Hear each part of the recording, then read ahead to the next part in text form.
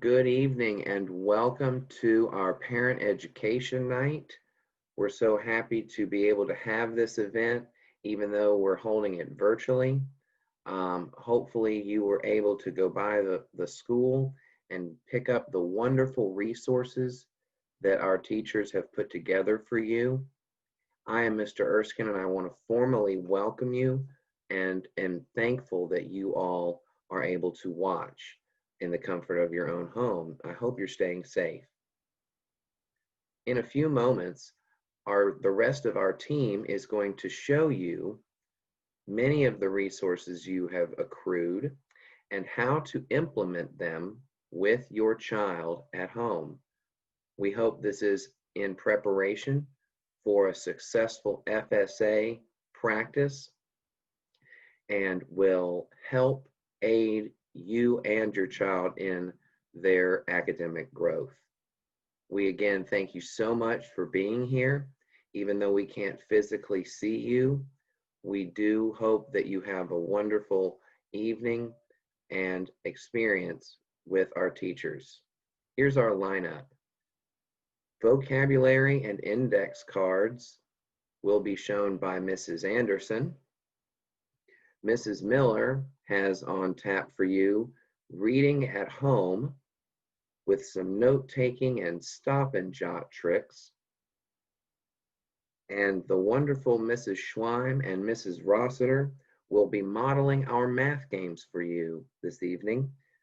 They are many manipulatives that you can use in many ways at home. So I hope you enjoy. And once again, thank you for supporting your child with these great tools, and have a wonderful evening. Hi, Rochelle third grade family. I'm Mrs. Anderson, and I'm here to talk to you about using flashcards to help study vocabulary words or any kind of other activity that might need practice. Each week, when we have our vocabulary words, your students will receive 5 words and have been doing this since the beginning of the school year. They will need to understand what those words mean and the synonyms and some antonyms for those words.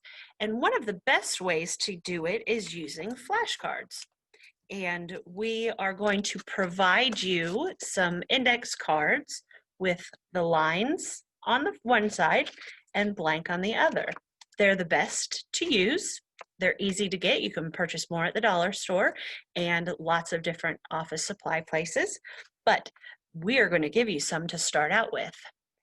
As for how to use it, the best way that we have found is if you write the word, your vocabulary word that you are wanting to study, on the unlined side so that you have it by itself. I use Sharpie so that you could see it real well, but you don't have to use that because then you can kind of cheat and see through the card. And then on the other side, to help with the vocabulary words that we are using each week, I broke the card up into 3 spots, dividing it in half, the top part writing down the definition, and then dividing the bottom part into synonyms and antonyms. And then as we're learning those synonyms and antonyms, your student can come home and fill out what they've learned, or you can help work with them and create some of those synonyms and antonyms. Now, I did one for one of our words this week, which is the word spare. And on the lined side, I wrote the definition at the top to give you an example, and then the synonyms and antonyms. So if you had done that with all of the cards, or the 5 for the week, or the 10 words for both the weeks to study for your big test, you could have them in a ring and flashcard and work with them. If someone was helping your student, they could show them the side, and then your child could say spare, to have more than what is needed. And that's the definition. Or they could look at the synonym side or the antonym side and look at all of the information and read, which of our vocabulary words means extra or means additional? Which one means it's more than what we needed? And hopefully they can come up with the word spare. It's very easy to do. You can work with parent and child, sisters, siblings can help, or if you just had them practicing. Very easy to put together with either a paper clip.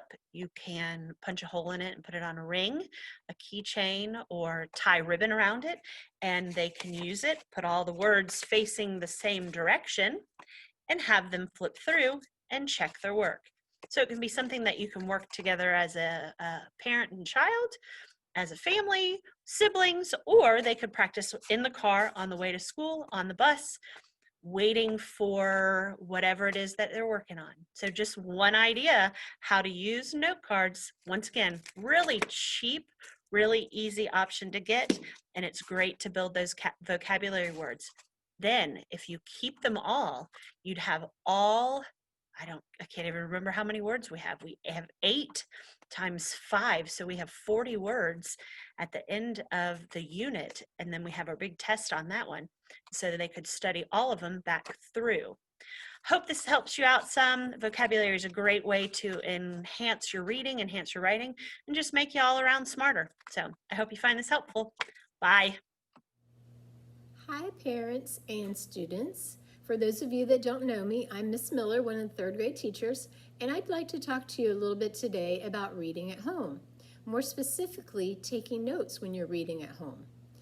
And you might call it stop and jot. So you're not going to write a lot, but you're just going to give information that might help you later with your reading. So to help you do that and make it a little bit more fun, the third grade teachers have got these cool mini composition notebooks for you. So each one of you will get one of these to take home. And if you notice, it's just like your notebooks you use at school, only smaller. And so it's really neat because you can carry it wherever you need to go. You can just put it with your book, take it with you, and jot down some important facts. As you know, this year we've worked on fiction, we've worked on mysteries, and now we're working on nonfiction books. And with each of those genres of books, you take notes a little bit different. So let's start with our nonfiction. If you remember, we read Stone Fox, and it had a lot of details. I'm sorry, this was our fiction book. So I went through and I went back to chapter 4, The Reason, and I thought, you know, this was a really important chapter because as we were reading along, grandfather had something wrong with him and we didn't know what it was. So what I did was I did a chapter summary. And I kind of thought about the who, what, where, when, why, and how of that chapter. And I just said that in chapter 4, titled The Reason, when Searchlight and little Willie arrived home, they found a rude stranger standing on the porch. They found out that grandfather owed $500 in taxes, and if they didn't pay it, they could lose the farm.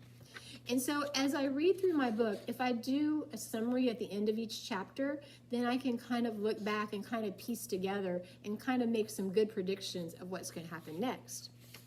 The next type of books we started to read was mysteries, and that is Miss Miller's favorite. So I love to read mysteries, and we read A to Z Mystery, The Absent Author. And so, you know, in a mystery, you're trying to figure out who did it before you read the end of the book, or at least that's what I like to do.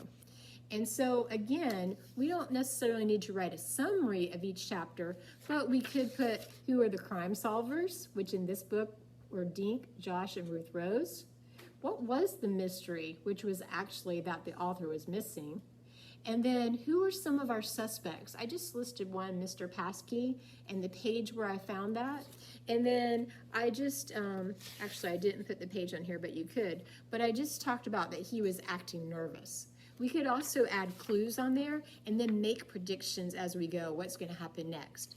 And then when you come to a spot that kind of stumps you, look back at your clues and see, can I pick up some details by looking at that closely? Is there a red herring there to throw me off and get me off track? So that's really helpful. And then the books we're doing now are our nonfiction books, and we've been talking about gorillas. And I turned to one section that said, what adaptations help gorillas survive? And it had some headings, arms and legs, hands and feet. And so I kind of just looked at those, and then I did a boxes and bullets. So I put a box and I put the main idea, and then in the bullets I put some key details. So I had Gorillas' bodies are adapted for survival in the jungle. That's my main idea. And then the bullets, the key details under that, I put their long arms help them reach for food. Their opposable toes and thumb help them peel their food and make nests. And their big teeth help them protect their babies. So that was really just quick, and this will help me when I'm going to take an AR test because I can go back and review my notes and then help me remember some of the details I might forget. If you don't have your mini composition book with you, you can still review. You can use the palm of your hand, put the main idea here, just point to it, and then each finger do like this and list the key details to help you remember. So that's super important. So I hope these tips have helped you. There's others, but these are a few that are really helpful that we've worked with.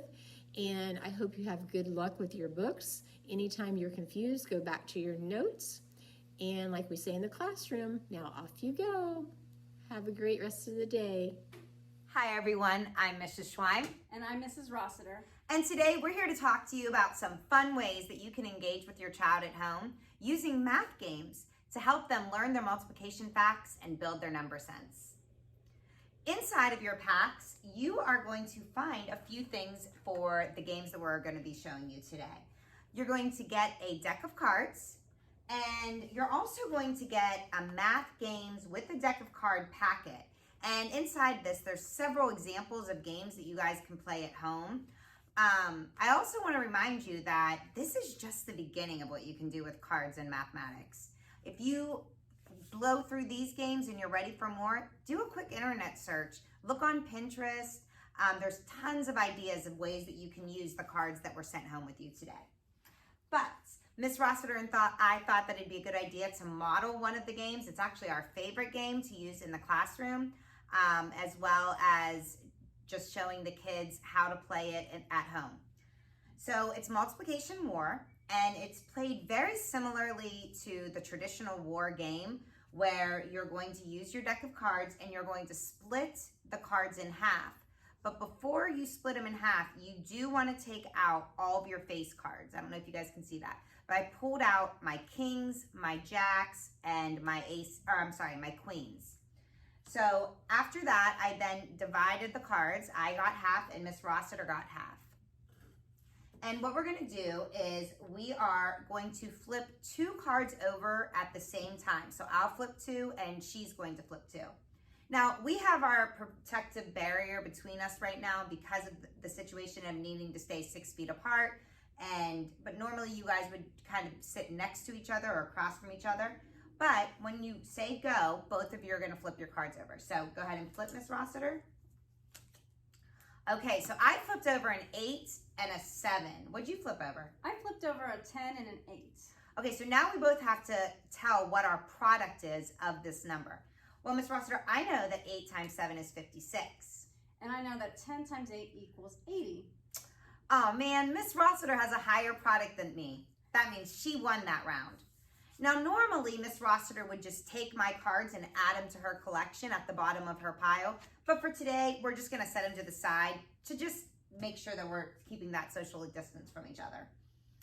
But that is just a really quick, fun way that you can practice their multiplication facts at home. Inside this pack, there's another way that you can use the war game using place value and addition as well. So I hope that you guys have fun with that. And Miss Rossiter is going to show you the next thing in your pack. So the next thing in your pack, you will receive 2 dice, and you will have some games to go with your dice. Bunch of different ones, but we're just going to model one right now. So this one's called Roll a Fact Family.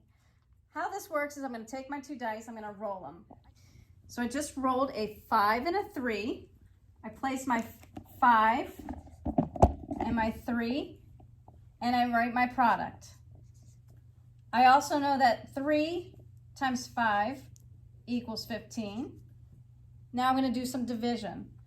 15 divided by 3 equals 5, and 15 divided by 5 equals 3. I keep going through this until my page is done. That's my Roll a Fact Family game. So parents, Inside your bins, you are going to have all of the dice games that she talked about, and you're also going to get a dry erase sleeve. You will need to provide a dry erase marker for your students. It's the best markers to use on those because you can use them over and over again. You can either pick up an eraser or you can actually use an old sock. So that's a good little tip and trick for you. But other than that, keep on going, mathematicians, and thanks for stopping by and hanging out with us for a little bit. Bye.